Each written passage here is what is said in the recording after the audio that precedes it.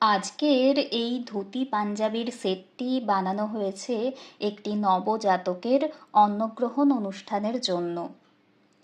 কাজটি ভীষণই সাধারণ, তবে অনুষ্ঠানটি ভীষণ গুরুত্বপূর্ণ এবং প্রাসঙ্গিক। কারণ একটি শিশু যখন অন্ন গ্রহণ করে প্রথম, সেটা তো ঈশ্বরের অন্নগ্রহণেরই সমান, তাই না? কারণ আমরা শিশুদের তো ঈশ্বরের প্রতিরূপ হিসেবেই দেখি। আর তারই জন্য বানানো হয়েছে আজকের এই সেটটি। আপনাদের কেমন লাগলো অবশ্যই জানাবেন।